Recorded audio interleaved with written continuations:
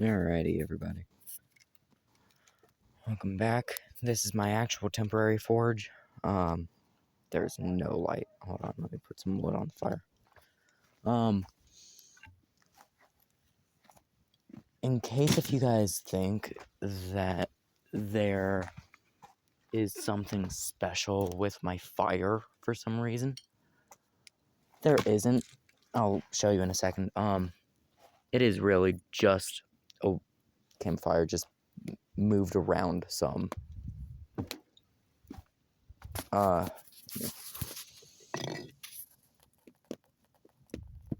That's how hot it is.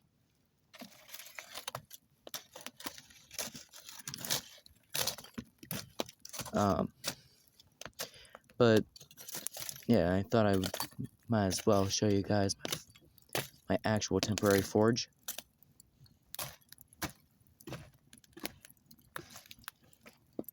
So, give me a second to light this all up. Put this back in there. Also, some safety tips with working on a forge. Always, always, always have gloves. If you don't have gloves, you're gonna get burnt, like I just did. Also, never wear polyester. I know you can barely see it, but I am wearing polyester. Never wear polyester. I know I'm breaking my own rules, but never wear polyester. That is critical because if I get too close, not only does it heat up too fast that you can't spot any difference in it. Let's stop that before it actually catches fire. But it also goes right through the polyester, meaning this polyester does nothing. And in case if you guys are wondering what polyester is made of, polyester is plastic. Now, if you don't know what plastic does, I'm gonna put this right there for you to see what happens to that.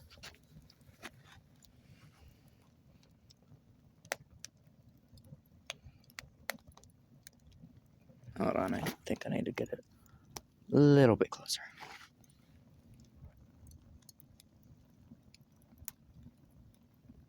There's the melting. Starting to char up a little. I know you can barely see it on camera.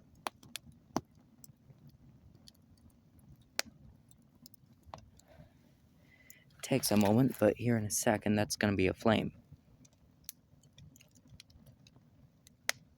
This is what was happening to my clothes just a moment ago. That was just a bottle cap.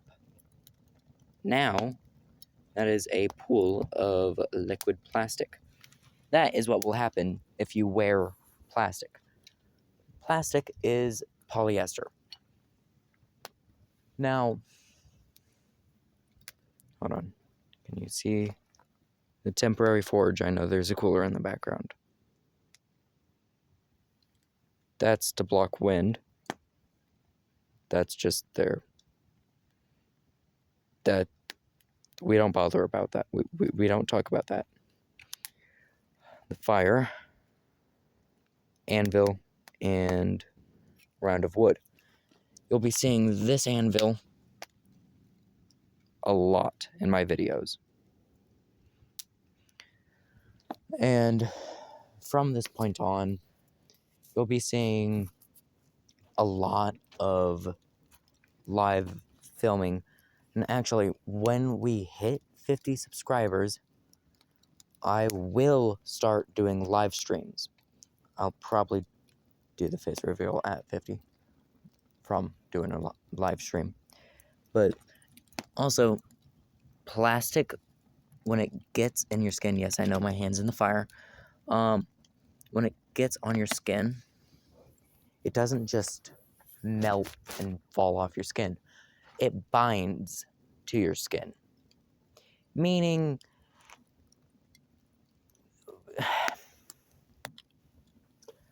You know what? If you want to know what happens, search up plastic melted to skin with safe search off on Google. Find out for yourself. It's very, very painful. I won't go into detail, but one night I fell asleep, stump almost exactly like that, with his exact setup, and my hand fell right in the fire. For hours I was asleep because I worked 3 days straight. This is day 3 of me working straight, almost. I mean, with school breaking it up, of course, and sleep breaking it up. But for every day, I've been doing right around 3 hours of work with my forge. Day 1, I didn't film. Day 2, I filmed. That was last night. Day 3, this night. And, well, as you can see, that plastic fully molten and is now flame and dripping everywhere. If that was to happen to my hoodie, and it may not feel the same as polyester, may feel like how most hoodies do, kind of like fuzzy a little. If that catches fire, that is almost worse. Not only because it takes so long to get off, and all that fuzz catches fire real easily, but also with the fact of this is the same as this. May feel different. It is the same material. It is still plastic. So no matter what you think it is, if it says polyester, do not use it around flame. I'm breaking that rule tonight and probably every night I will ever forge. But just know, do not do as I do as I say. If you see a video of me forging with polyester on, do not do that. But if you hear me say forge with leather on or something thick on, do that, even if I am wearing plastic that day. Also, these gloves will do nothing against heat. These do nothing. All that does is slow the burn and keep the heat in. Only reason I'm using those are because, well, I need some way to be able to grab the mildly hot piece of steel. I say that as in the time of this video, it's already back up to red hot, as you can see. Ow. And other than that, I think that goes over quite a bit of safety tips with forging. Oh, another. Every time, okay, one thing that you need to know is whenever you have slag on your piece of steel, always wipe your anvil off with something, whether it's a metal brush or a glove. I really don't recommend I really don't want anybody to be having to do it with a glove. So always have one of these. Don't know what it's called, but basically it removes rust. And if it can remove rust, it can remove this. One of the dogs wanted to say hi. Hello. So other than that, as far as my fires go, I started this one with some cardboard and just lit it on fire. Now, for the first half hour, nothing will be happening. It won't be up to forge temps. There will be no coal bed. After that 30 minutes, and there is a coal bed, then you can throw the piece of steel in, and it'll get hot real fast. From there, you just want to keep on stacking the wood as it needs it. And for this one, I was trying to stack it high enough to get flames. Like, you won't be able to see. So, other than that, and my hammers, this one is nothing special. It is just a normal metal hammer meant for nails.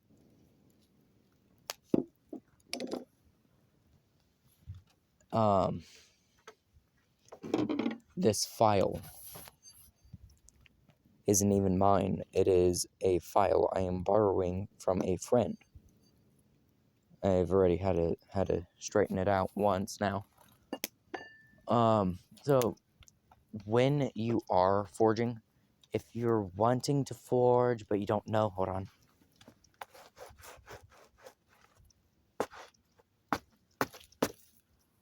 First, you gotta make sure that you are keeping a good eye on everywhere around your forge.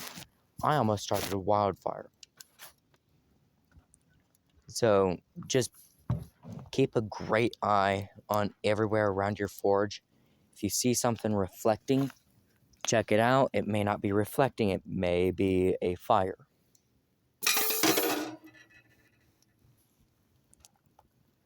So sometimes you'll be just walking around the fire looking for any possible coals that popped out of the actual fire. You'll see here, there's one right there. So when they're still in the circle of rocks, I don't get mad about it being there. Also, these rocks are just normal rocks. I mean, I threw some other stuff on here like cinder bricks, but I mean, you don't need to do that.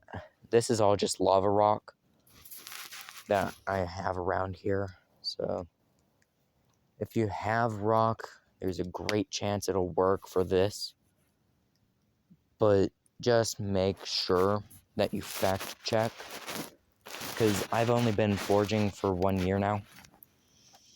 Also, another thing, when relighting your forge after a year, there will be growing things in your forge.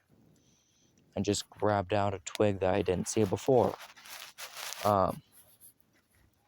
So always check your forge before you fire it up. Otherwise, you could have many different things happen. One of those is a fire, and not the kind you want. This fire is the kind of fire that doesn't stay contained. This is a contained fire. The type of fire that I'm talking about is a fire that is outside of the wanted area. So you don't want those.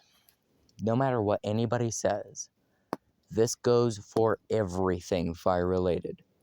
You do not want the fire outside of the area you want it in. Otherwise, that is a uncontained fire.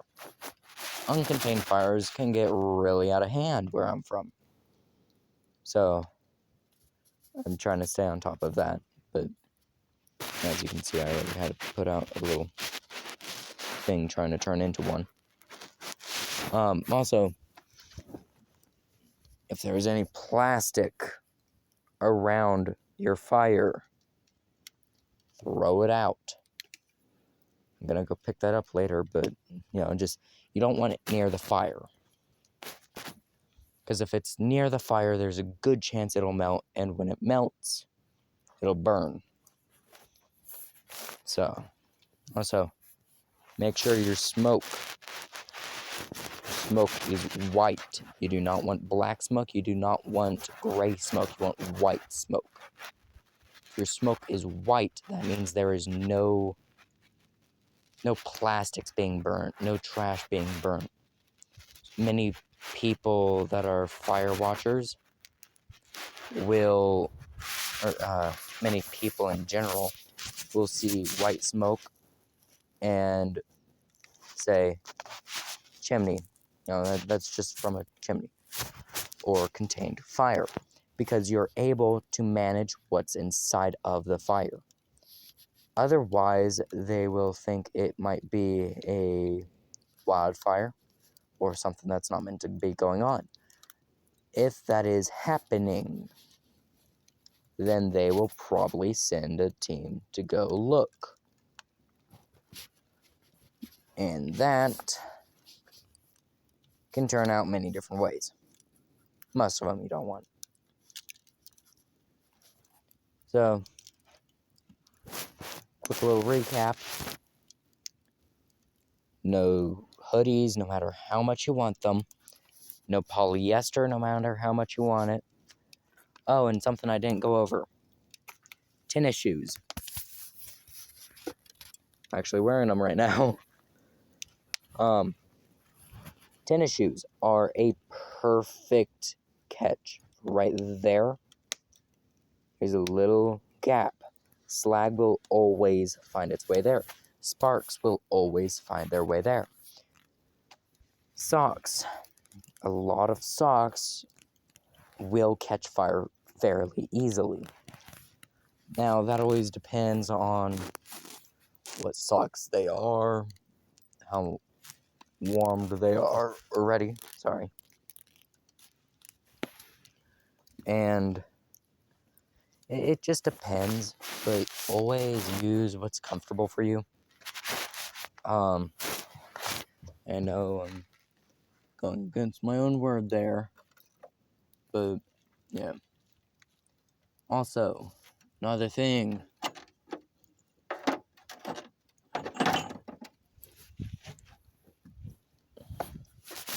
When doing smaller pieces like this is just a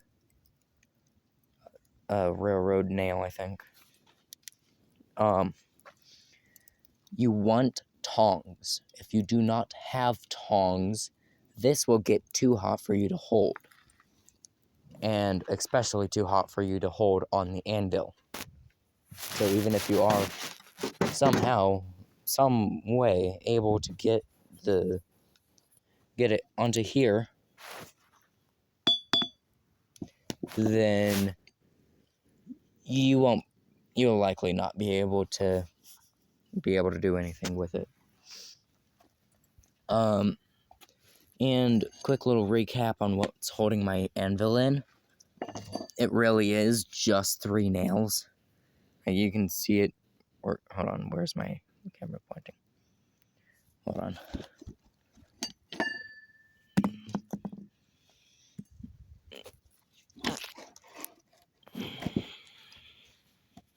It really is just 3 nails holding my anvil in. And I'm not even kidding about that. Because if I tilt this for you to see, you can see the anvil. Nail 1, nail 2, and nail 3 is over here. Right there. Right there. And right here. So, yeah, it is only 3 nails holding my anvil in, and that's fairly good. For this one, you want, hold on, try to. For this one, you want a nail going over the horn, and 2 nails holding in the main body, so that it doesn't really shift much. So, I mean, other than that, there's not much I could go over that I'm doing right now, and that I actually know. So, have fun, stay safe, good luck. See y'all later.